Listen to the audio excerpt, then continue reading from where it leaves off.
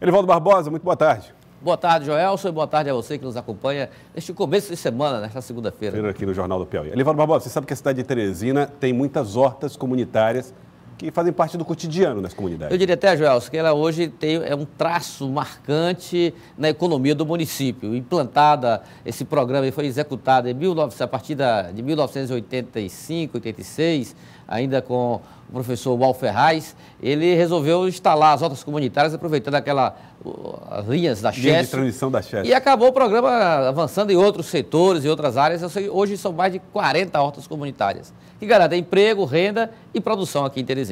Olha, e o trabalho que a Prefeitura está fazendo com o banco foi reconhecido pelo Banco Interamericano de Desenvolvimento, que premiou a cidade de Teresina por esse projeto. Esse é o tema da conversa que nós vamos ter a partir de agora com o prefeito, ou o primeiro tema da conversa que teremos com o prefeito de Teresina, Firmino Filho. Tudo bem, prefeito? Seja bem-vindo aqui ao nosso Jornal do Piauí. Mais uma vez, boa tarde, obrigado por atender ao nosso convite. Bom, prefeito, como é que a Prefeitura recebeu essa informação de que o Banco Interamericano estava reconhecendo o projeto das hortas como um projeto na América Latina de grande repercussão, de grande relevância? Foi uma grande alegria termos recebido essa premiação.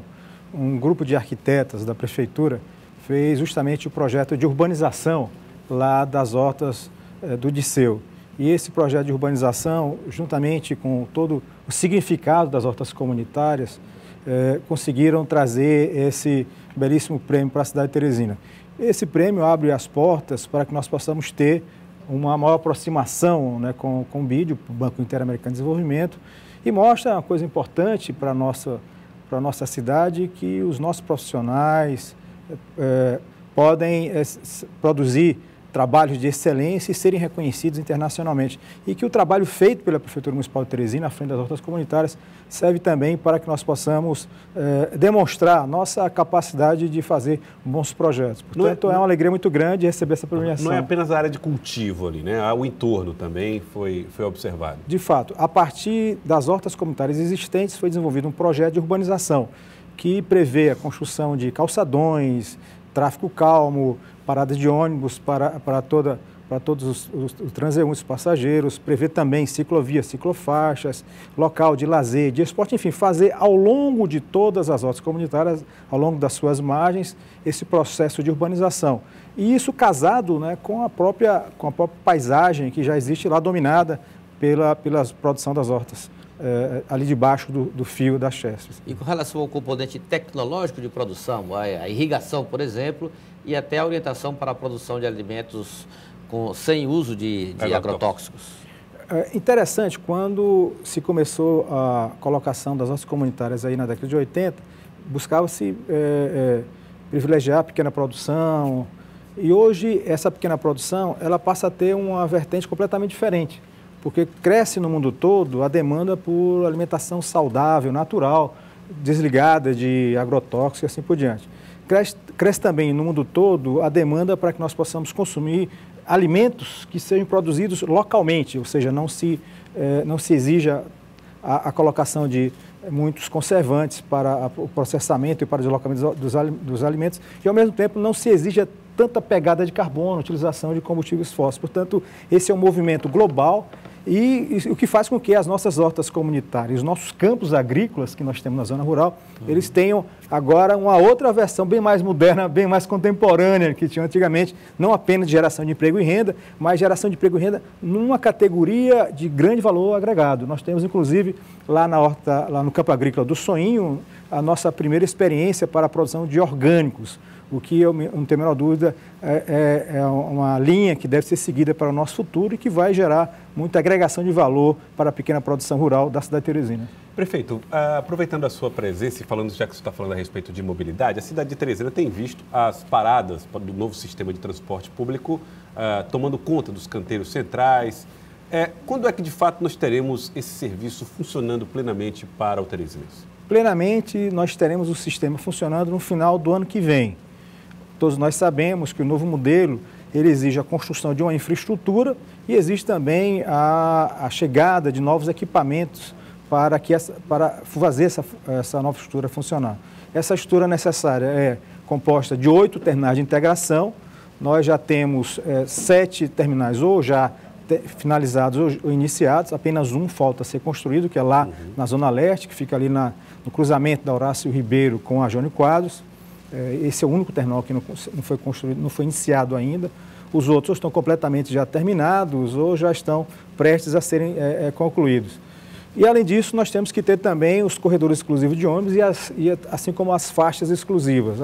Essas faixas, assim como esses corredores, ganharão as paradas, os abrigos de ônibus. Esses já estão andando em todos esses eixos. E eu acredito que até o final do ano que vem nós teremos toda essa infraestrutura construída. A estrutura não vai ser entregue toda de uma vez, nós teremos paulatinamente. No Disseu, nós teremos a entrega ainda nesse semestre, a projeção era para ser entregue no mês de julho e agosto, infelizmente não foi possível. Nós estamos esperando tão somente a chegada de mais 35 ônibus com ar-condicionado para fazer a ligação do Disseu, dos 2 terminais que já estão prontos, com o centro da cidade de Teresina. Com a chegada desses ônibus, nós teremos já o funcionamento por completo da região sudeste.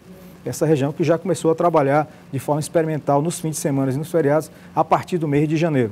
Na Zona Sul, a segunda zona a ser atendida, nós já temos a conclusão do terminal do Bela Vista, que já está funcionando de forma experimental.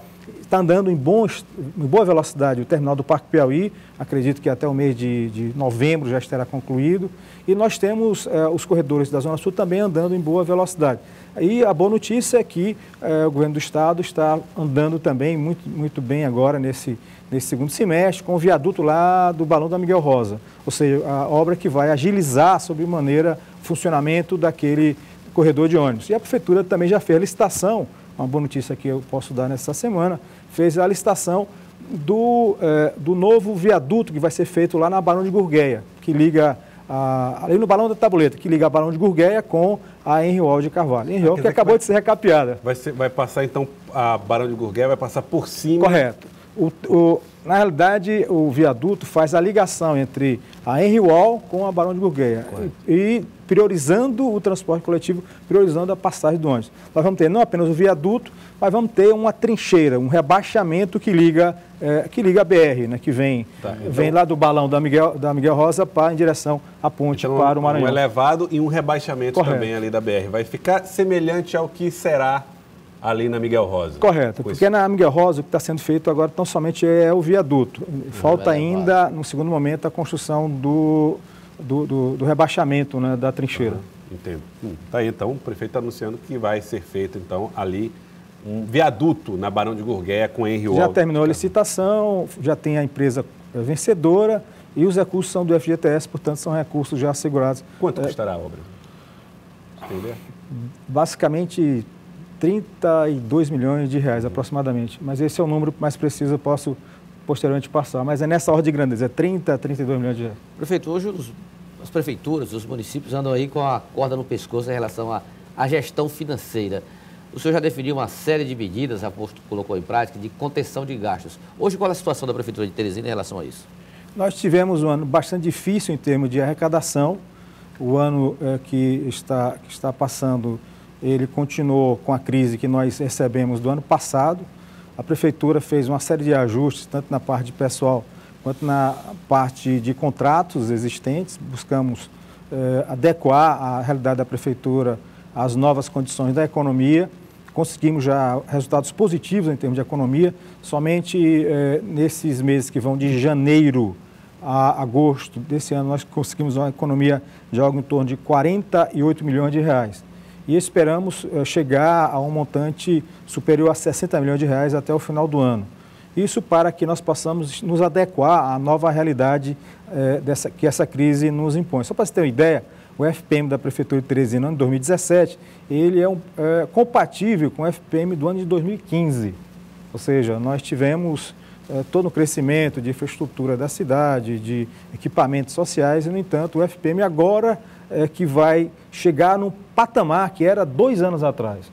É muito defasado. Muito defasado. Essa crise que está acontecendo no Brasil, ela aparentemente ela já chegou no final do poço aqui no Nordeste, no Piauí, mas lá no Centro-Sul a coisa está começando a melhorar um pouco mais rápido do que aqui. Nós esperamos que essas melhoras da economia possam chegar já no primeiro semestre do ano que vem.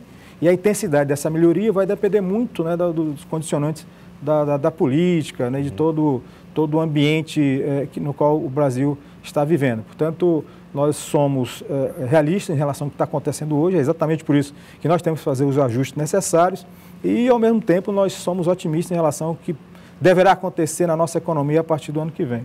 Bom, prefeito, aproveitando aqui a pergunta da Vânia, do Bela Vista, que mandou mensagem para nós, ela diz o seguinte: gostaria de saber se existe previsão de concurso público para professor de primeiro ciclo. A Prefeitura suspende concursos públicos para evitar gastos excessivos nesse período? Nós temos uma política que busca sempre priorizar a realização dos concursos naquelas áreas onde é indispensável. No caso da educação, nós rotineiramente temos feito concursos, não apenas para o servidor efetivo, como também para, eventualmente, algum tipo de contrato provisório. Fizemos agora, recentemente, um concurso para teste seletivo, um teste seletivo lá na saúde, né, para a alocação de profissionais para substituição, e lá foram 1.500 selecionados nesse processo. Também, recentemente, nós homologamos um concurso que foi realizado no ano passado em várias áreas de atuação da Prefeitura. Procuradoria, Prodaté, Sencasp, Secretaria de Planejamento, Secretaria de Meio Ambiente, enfim, várias secretarias que foram contempladas com esse instrumento do concurso. E, eventualmente, se houver necessidade por parte da educação, o concurso será feito. Agora, eu não saberia responder assim de imediato, especificamente se na área da educação tem algum concurso já entabulado. Olha, muitos telespectadores mandando mensagens aqui sobre recuperação de pavimentação. Tem um Fábio falando aqui do bairro Monte Castelo, tem outro falando aqui da Avenida Josué de Moura Santos. Como é que está o programa de pavimentação na cidade de Teresina, prefeito? Nós tivemos alguma dificuldade em retomar esse programa a partir do mês de maio, foi quando nós tivemos o fim das chuvas. Nós tivemos o reinício dos trabalhos na região do Disseu, nós estamos lá fazendo, por exemplo, o asfaltamento do Disseu 1. Na zona leste, nós tivemos várias ruas recapeadas, e basta lembrar, por exemplo, da Areia Leão, do Senador Leão, basta falar da avenida principal da universidade, e no momento seguinte nós vamos ter agora o recapeamento lá da Avenida Kennedy. Na zona norte, nós fizemos recapeamento de várias ruas ali que dão acesso a Marquês, saem da Praça do Marquês e vão em direção ali ao aeroporto, vão em direção à Avenida Rio de Janeiro. E já está iniciado o trabalho, né, de reurbanização ali do corredor de ônibus na Duque de Caxias, que ela está muito danificada, a Avenida Duque de Caxias. E na sequência nós teremos lá a Avenida Castelo, nós teremos a Duque de Caxias lá em cima, a Avenida Alta, enfim, várias ruas da Zona Norte Teresina. Na Zona Sul, nós já tivemos o recapeamento já tivemos o início do recapeamento lá da Henrique de Carvalho, que estava bastante danificada. Na sequência, nós teremos aqui na Avenida Volta Alencar, entre a Maranhão e a Avenida Miguel Rosa. Teremos também a Odilon Araújo e um conjunto de ruas ali da Pissarra, melhorando a chegada, né, de quem vem pela Ponte Anselmo Dias do Disseu em relação ao centro. Enfim, esse é um processo permanente, né, e acredito que nos próximos meses nós teremos a intensificação desses investimentos em recapeamento de asfalto na cidade de Teresina. Prefeito, o governo do estado vai ter aí um programa para tentar manter a folha de pagamento em dia, com corte de diários, uma série de medidas de contenção. A Prefeitura de Teresina também está vivendo esse momento? Existe um risco de atraso de pagamento de servidores, atraso de 13º salários? Olha, eu poderia dizer que em relação ao ano 2016, a Prefeitura não atrasou a folha por sorte. Eu estou na Prefeitura já há algum tempo e eu devo dizer que eu nunca vi um ano tão ruim quanto o ano passado. Foi muito difícil e nós conseguimos, na realidade, fazer mágica diante da queda de receita que aconteceu no ano passado. Esse ano continua a receita bastante baixa. O que a Prefeitura fez foi, no início do ano, buscar se adequar, enxugar a máquina, reduzir os gastos, renegociar contratos, para que nós pudéssemos suportar, atravessar esse momento de crise. Eu sempre digo, nós estamos nesse início de gestão buscando sobreviver, enxugar a máquina, reduzir os gastos, para que no momento posterior, na medida em que o país volte a crescer, nós temos os recursos necessários para realizar todos os nossos planos, todos os nossos projetos. E, ao mesmo tempo, à medida que a gente faz todo esse processo de ajuste, nós estamos também fazendo o nosso planejamento interno.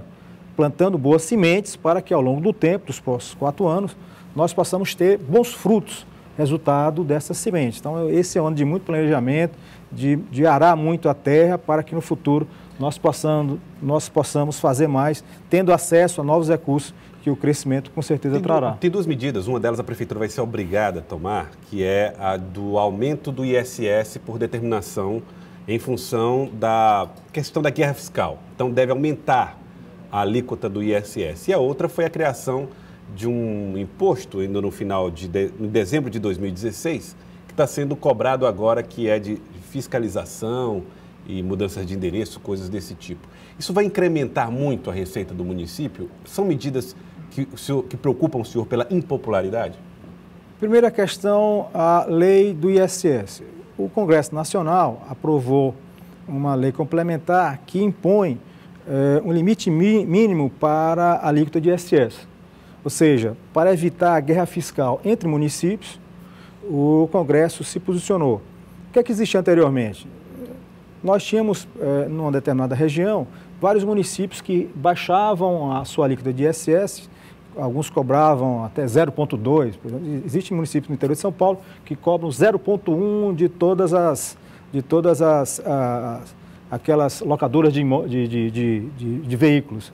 Logo, todas as locadoras do Brasil rapidamente se localizaram lá. Então, moral da história, para evitar esse tipo de guerra fiscal, o que aconteceu? O Congresso Nacional, através dessa lei, estabeleceu uma alíquota mínima de 2%. Ou seja, nenhum setor poderá ter uma alíquota menor do que 2%. E, ao mesmo tempo, ele impossibilitou a existência de incentivos fiscais que desrespeitem esse mínimo. Logo, todo o processo de incentivos fiscais da Prefeitura vai ter que ser revisto, assim como também aqueles setores que, porventura, estavam sendo taxados abaixo de 2% vão ter que ser reajustados.